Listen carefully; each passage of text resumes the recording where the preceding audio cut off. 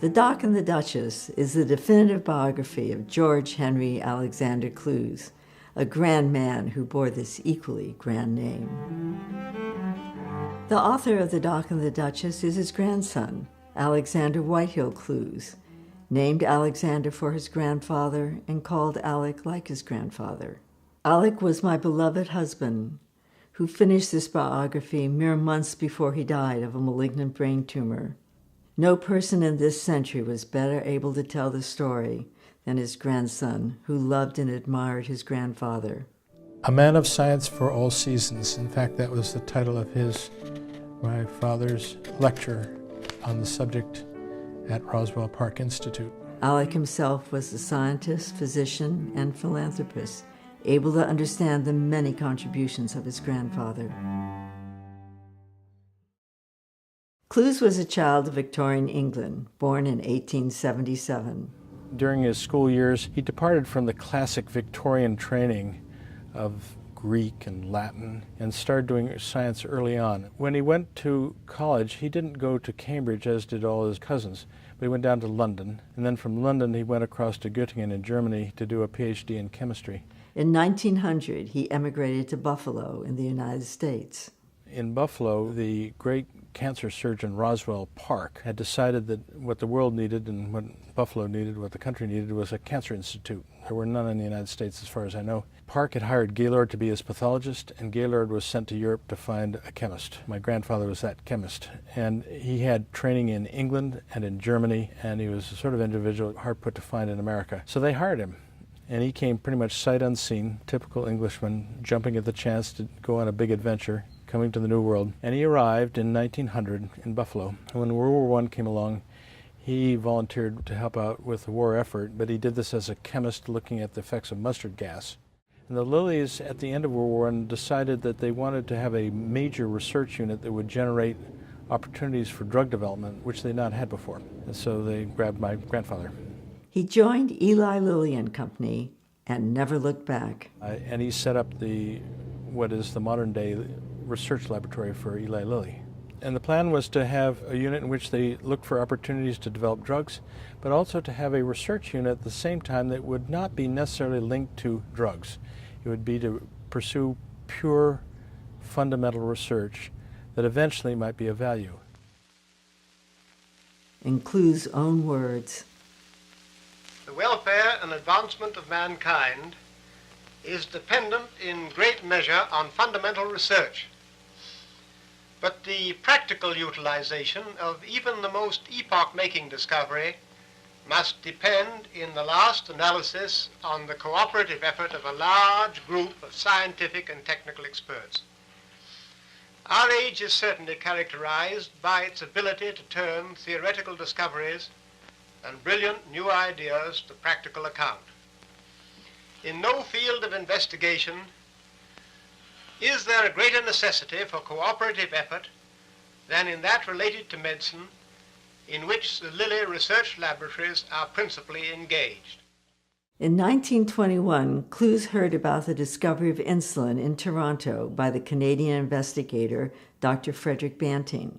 So my grandfather got on the train, much to my grandmother's disgust, on Christmas Day, 1921, went to New York, then up to New Haven, and went to a meeting in which Banting was presenting this work. It wasn't very well done, but it was exciting, and he recognized that there was real potential. And he and J.K. Lilly had talked about this before he went. So in the street outside the lecture hall, he collared the guys from Toronto. He said, "You're going to have trouble ramping this up for big-time production of insulin. There's going to be a huge need. Can you do it?" And they said, "Oh, sure." He said, "Well, we're glad to help. That is, the Lilly company is willing to throw resources at that and work as collaborators with you and make this happen." "Oh, no, we're fine. We'll take care of it." 6 months later, Toronto wasn't fine. There was this big hue and cry in the country because everybody heard about the result. They organized a collaboration in May 1922, and the guys at Lilly really had at it, and very quickly, working with the Toronto group, developed a production of insulin, but it was fairly crude and it caused a lot of trouble. They'd learned some techniques in Woods Hole in the laboratory there that allowed them to purify proteins. George Walden decided, under my grandfather's direction, to apply this to the insulin problem, and it worked. In late 1922, they succeeded in markedly ramping up the production of insulin, so that within 12 months of the start of this collaboration, they had the answer, and they were making enough insulin to take care of the country's needs, perhaps the world's needs. The discovery of insulin by the Canadians was the monumental medical achievement of the first half of the 20th century. Clews and his wife Edith had a lasting impact on Indianapolis. He began to collect art. Today we have a collection of old masters that are pretty well unrivaled in the Midwest, sitting in the IMA. He wasn't himself a musician, but he loved it, and he really got involved during the 1930s with the symphony, and he thought all along that the symphony needed its own hall. Clews, with his British accent and somewhat formal manners, stood out in the Indianapolis of his day. He was highly regarded as a somewhat quirky but very smart man, and people liked him because he was generous, but he had his quirks. But that was expected of an Englishman. If an Englishman without quirks is no Englishman at all. Clews earned the affectionate title of Doc early in his tenure at Lilly, but it was from his son George and his irreverent friends from college that his wife Edith became known as the Duchess, a title she adored along with the trappings of an English lady. She was counterpoint to my grandfather. She was an amazing person. She was known as the Duchess. She would make it her business to be the welcoming committee for people coming into Indianapolis for the art scene. She would call up and announce that this visitor that you're having will come to tea at my place, won't he? She liked her life as an English lady. She would regularly have tea at 4 o'clock. You must never miss tea. Although Edith contributed enormously to the cultural life of Indianapolis, she is remembered by her grandchildren for her warmth and affection. All of us children have this really warm feeling about this lady. Lots of hugs, lots of books read at night, lots of playing cards and being taught things, lots of gardening and swimming together. Woods Hole played no small part in this. Throughout his career at Lilly, Clews left Indianapolis for the summer to do basic research at the Marine Biological Laboratory in Woods Hole, research that often contributed to the success of his work at Lilly. And then he'd use Woods Hole as a staging ground to bring in scientists, have them stay with him, spend a week in his lab, talk, and develop connections. That was one of the functions of Woods Hole. And it was at Woods Hole that the family congregated. I have very good memories because I knew him in the context of Woods Hole and Cape Cod. And Woods Hole's a magical place with water, sun, beaches, sailing.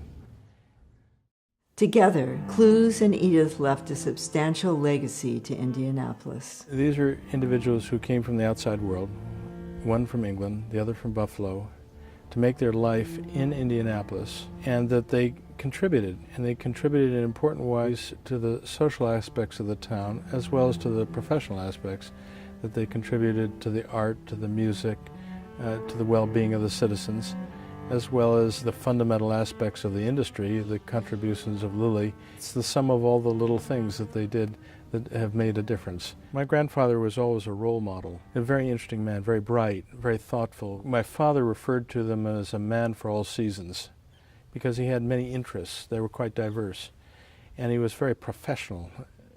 So I liked very much his science, and then I liked everything else about him. We didn't actually share medicine. He wasn't in medicine. He was at the borderline of medicine. But I've always liked the science, and his contributions in science were very important, and I've sort of modeled my existence after him. I also came away with the need to escape. I escaped my heritage on the East Coast. On my mother's side, they've been there since God was a little boy in Boston. And it was a bit like the albatross. It was lying heavily around my shoulders. And when I got done with my training, I needed to get out of Dodge. So when I had a chance to come to the Northwest, particularly to work at the University of Washington, which is an extraordinary institution, I took it. I took it nearly sight unseen. I was here one day to my grandfather's none, but it was about the same process. And I got us on a 747 and he got on a boat. But we both left the old world to come to the new world. and to pursue our professional careers. So in a sense, I retraced his steps, and it's been marvelous for me just as it was marvelous for him. The Doc and the Duchess is the American story of insulin. Clues was the perfect man for its moment of discovery. He had the prepared scientific mind and the leadership capability to transform insulin from a discovery to a purified therapeutic product in record time. The Doc and the Duchess captures the man, the challenge, and the science of the era of this great medical discovery. The book is Alec's parting gift to his family, and in no small measure, his gift to the history of medicine.